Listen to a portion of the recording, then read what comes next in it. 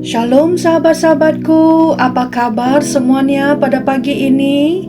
Saya percaya sahabat semua berada dalam kondisi yang baik kerana Tuhan Yesus telah menjaga serta melindungi kita semua. Puji Tuhan, saudara semua telah berkumpul di rumah-rumah yang sudah ditetapkan untuk beribadah pada pagi ini.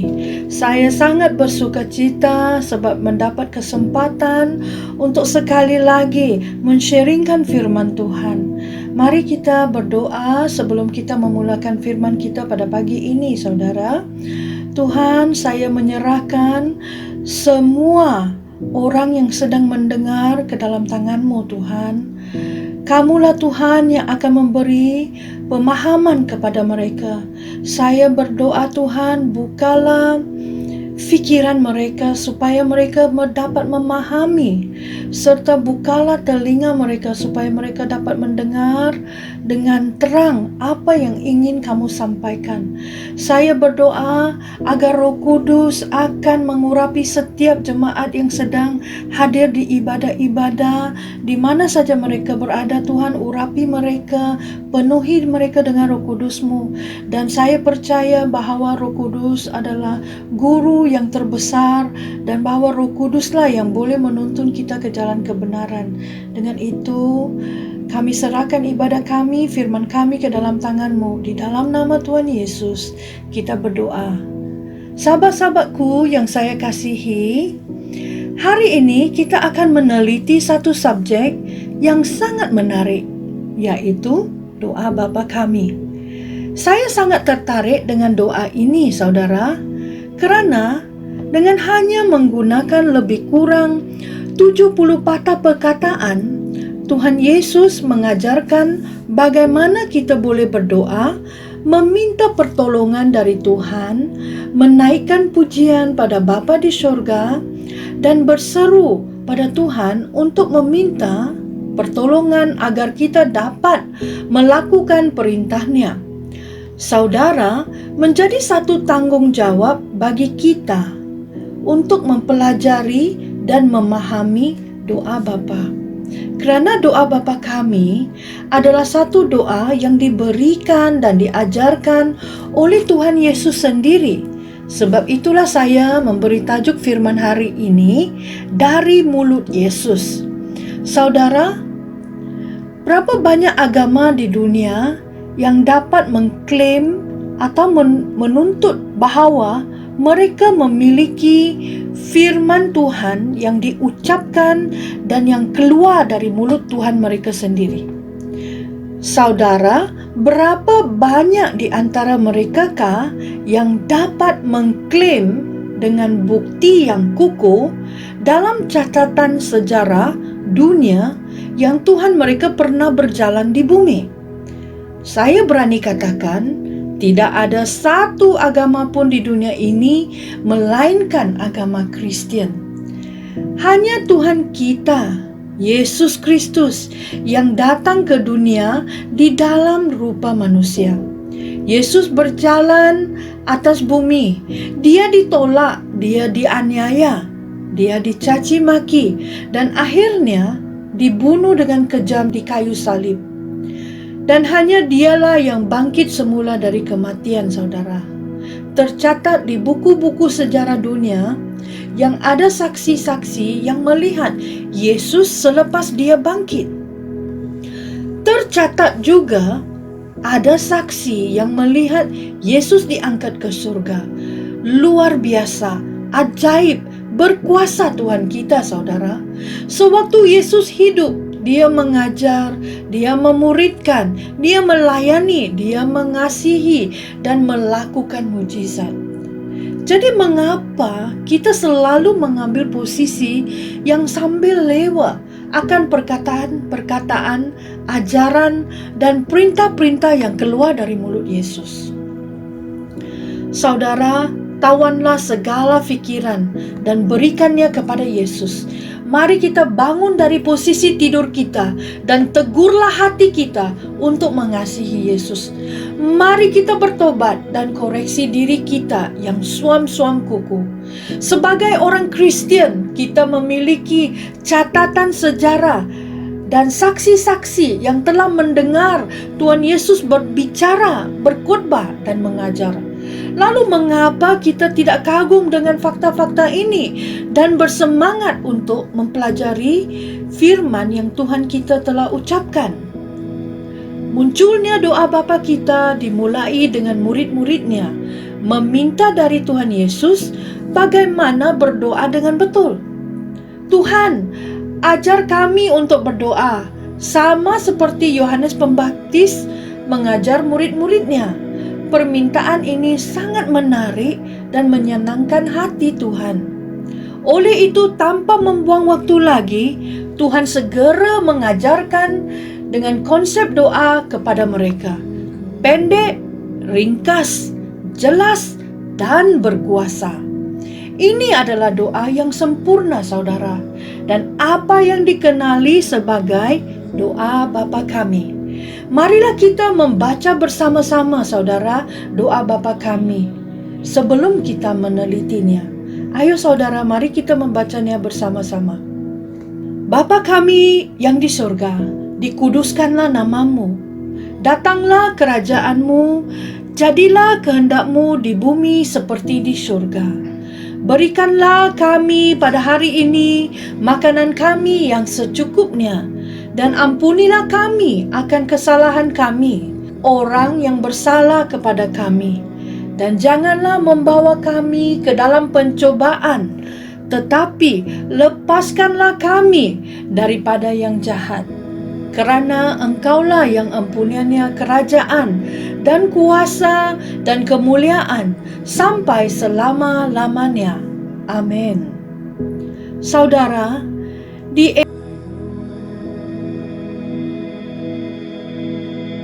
jika kita perlu hubungi sesiapa, kita hanya perlu gunakan handphone. Masukkan nombor pribadi orang itu, kemudian tekan butang dial, dan panggilan itu akan disambungkan. Begitu juga dengan doa, saudara. Kita diajar oleh Yesus bagaimana berdoa dan bagaimana kita boleh disambungkan ke tahta Bapa kita di surga. Seperti di bumi juga, jika kamu tidak tahu bagaimana menggunakan handphone atau cara komunikasi yang lain, maka ia tidak dapat memberi manfaat kepada kita. Doa adalah alat komunikasi antara Tuhan dengan manusia atau manusia dengan Tuhan. Manusia berbicara dan Tuhan yang mendengar dan menjawab dengan cara Tuhan sendiri, atau sebaliknya, Tuhan berbicara dan manusia mendengar dan merasakan sesuatu. Mari kita belajar dari Yesus sendiri bagaimana kita harus berdoa. Bapa kami yang berada di surga, dikuduskanlah namamu. Ayat pembukaan doa Bapa ini mengajar kita untuk menyembah dan mengakui adanya kedaulatan Tuhan di surga. Sekiranya kita rendah hati, kita menyadari bahwa dalam kehidupan kita terdapat banyak anugerah dari Tuhan, maka kita harus selalu memuji Tuhan dalam doa kita. Tuhan telah memberi kita kesehatan, kecukupan, keselamatan, dan yang paling penting adalah bahwa Tuhan telah memberi kita pengampunan dan keselamatan. Itulah sebabnya kita tidak boleh lupa untuk bersyukur. Ini membuktikan bahwa kita merendahkan diri di hadapan Tuhan. Kita tunduk, menghormati, dan gemetar dalam setiap penyembahan kita kepadanya. Kita mengakui kekudusannya. Kita mengakui kuasa dan kemampuannya di atas dunia ini.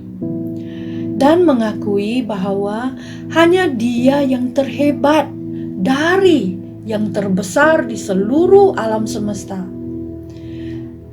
Kalimat yang seterusnya berbunyi, datanglah kerajaanmu.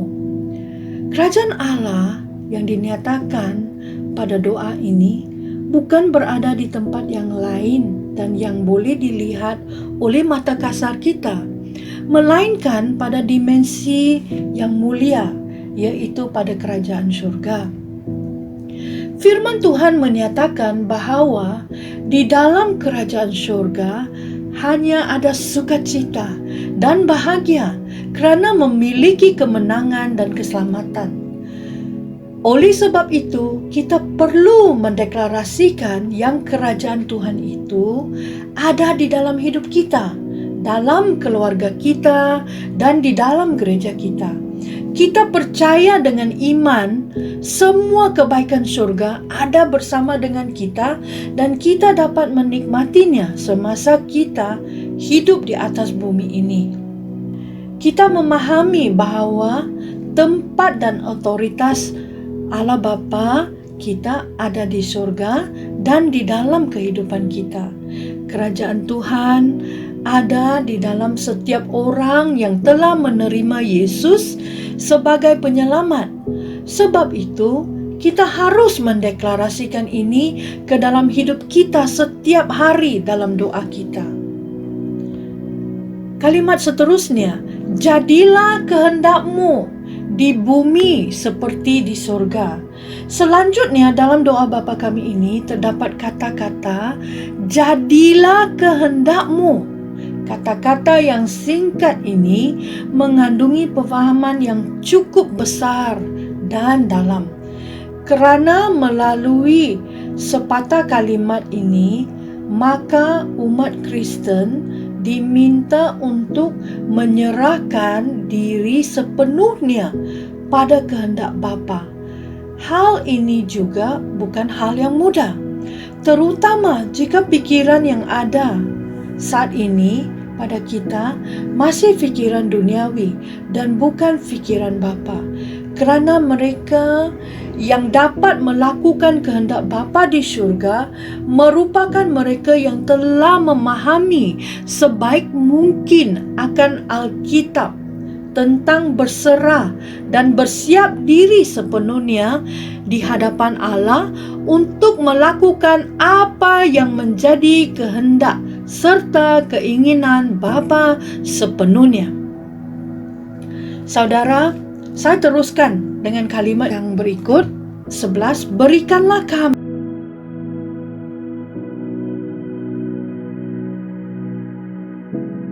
Tuhan tidak menjanjikan makanan yang melimpah, tetapi Dia menjanjikan yang secukupnya buat kita. Kita tidak seharusnya membandingkan hidup kita dengan orang lain. Oleh sebab itu, melalui doa Bapa, kita diajarkan untuk puas dengan segala berkat yang ada dan yang telah diberikan oleh Tuhan kepada kita. Saudara, ini bertujuan untuk mendidik kita agar kita tetap bergantung pada Tuhan, agar kita tetap memiliki keyakinan dan kepercayaan bahwa Tuhan selalu menjaga kita dalam kegembiraan dan kesedihan. Kita tidak perlu lagi bimbang tentang kehidupan kita. Sekiranya kita merenungkan perkataan kita yang berada dalam kalimat ini, di sini Tuhan tidak bermaksud tentang individu, saudara. Tetapi Tuhan bermaksud bahwa kita berdoa dan meminta keperluan orang lain, seperti yang diajarkan oleh Tuhan kepada kita, yaitu untuk mengasihi sesama. Itulah, kita harus berdoa untuk semua orang. Kita harus berdoa agar semua orang diberkati, dan bukan hanya untuk kita diberkati dan kita dicukupkan. Itulah doa yang baik di mata Tuhan, saudara. Kalimat yang seterusnya, saudara, dan ampunilah kami akan kesalahan kami. Kita juga perlu berdoa untuk roh kita, saudara. Coba kita renungkan baik-baik. Pernahkah kita dengan tulus berdoa, mengakui kesalahan apa yang sudah pernah kita lakukan di dalam hidup kita seharian? Kita perlu selidiki hati kita setiap hari dan berdoa untuk pengampunan. Di Yohanes 1 ayat 9 dan 10 berkata begini, jika kita mengaku dosa kita, maka Ia adalah setia dan adil, sehingga Ia akan mengampuni segala dosa kita dan menyucikan kita dari segala kejahatan. Firman selanjutnya dan kalimat selanjutnya berbunyi demikian, seperti kami juga mengampuni orang yang telah bersalah kepada kami. Ingat saudara, pertama kita mengaku dosa, kemudian Tuhan Yesus berkata, kita harus mengampuni kesalahan orang yang telah bersalah kepada kita. Disinilah letaknya inti dari permohonan doa kita, saudara. Tuhan Yesus tidak sekedar mengajar doa untuk kepentingan pribadi, tetapi Dia juga mengajarkan bagaimana sikap kita kepada orang yang melakukan kesalahan kepada kita. Mengampuni kesalahan orang sangatlah penting, kerana Tuhan juga akan mengampuni kesalahan kita, dosa kita kepadanya. Kerana jikalau kita tidak mengampuni kesalahan orang lain, Bapa di surga juga tidak akan mengampuni kita.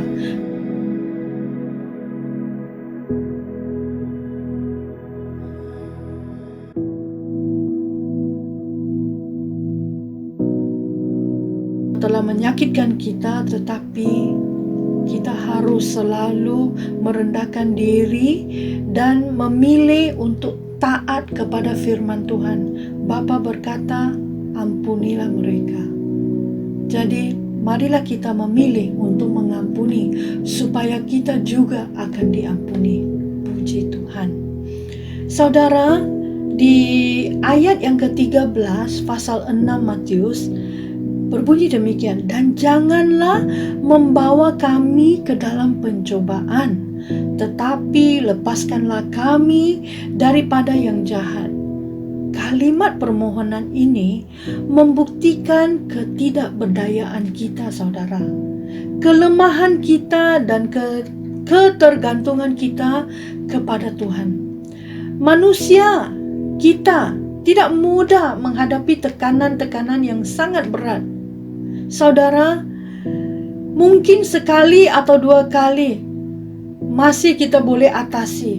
Tetapi kalau cobaan datang bertubi-tubi, sangatlah tidak mungkin kita menghadapinya.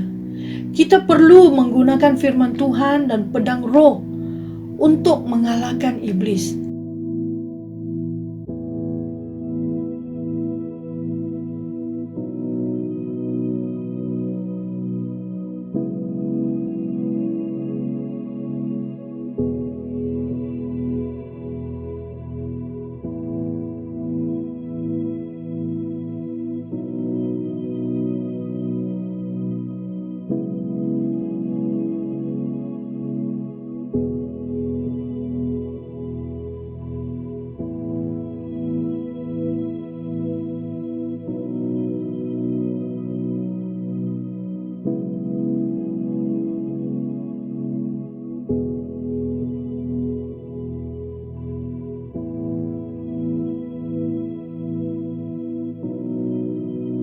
Kerana kita diajar untuk tetap tabah dan tetap kuat dalam Dia ketika kita menghadapi semua cobaan. Inilah cabaran kita sebagai anak-anak Tuhan.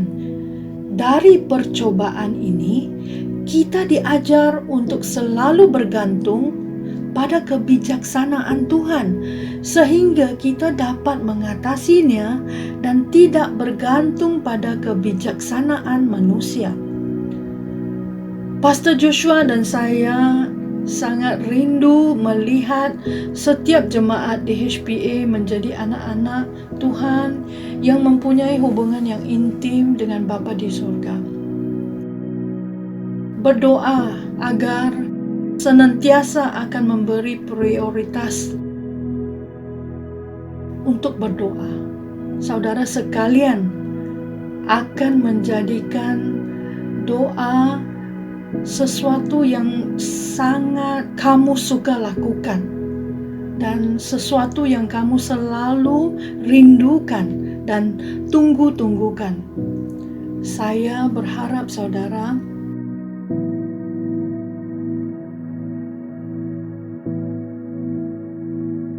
lebih mempunyai kasih untuk Tuhan Yesus. Saudara, salah satu dari ciri khas dan cara hidup jemaat mula-mula di Kisah Para Rasul setelah Yesus dibangkitkan dan diangkat ke surga,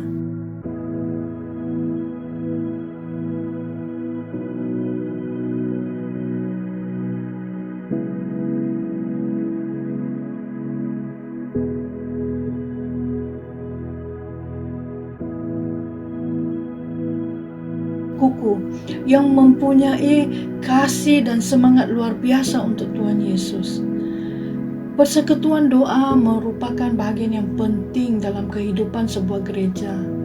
Ia sejalan dengan penyembahan, pengajaran, firman, perjamuan, dan persekutuan saudara.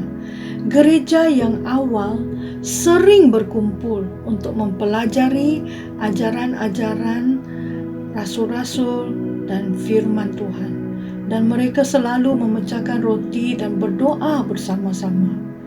Apabila kita berdoa dengan orang percaya yang lain, kesannya sangat positif saudara. Persekutuan doa membangun dan menyatukan kita apabila kita berkongsi iman yang sama. Roh Kudus yang diam dalam setiap orang percaya membuat hati kita penuh dengan bersukacita apabila kita mendengar puji-pujian kepada Tuhan, sehingga Ia menyatukan kita dalam satu ikatan unik yang tidak dapat ditemui di tempat lain di dalam kehidupan kita ini. Efesus pasal 6 ayat 18. Dalam segala doa dan permohonan, berdoalah setiap waktu di dalam roh, dan berjaga-jagalah di dalam doamu itu dengan permohonan yang tidak putus-putus untuk segala orang kudus. Marilah kita menjadi gereja yang berdoa tanpa putus-putus saudara. Memang satu perkara yang luar biasa. Sewaktu kita berdoa, kita mengekspresikan hubungan kita, cinta kita kepada Tuhan. Saudara, kalau kita memiliki hubungan erat dan cinta pada Tuhan, pasti kita rindu untuk berkomunikasi dengan Bapa kita, dengan Tuhan Yesus kan? Saya ingin merayu kepada saudara semua, marilah kita menjadi sebuah gereja yang berdoa. Kita sudah capai aspirasi kita untuk menjadi sebuah gereja yang mempunyai kesatuan hati, gereja yang mempunyai kerinduan firman, gereja yang mempunyai hati Bapa dengan memberi kepada yang memerlukan pertolongan. Kita sudah bermula dengan baik perlumbaan iman kita saudara. Mari kita dari gereja HPA hadapi dan atasi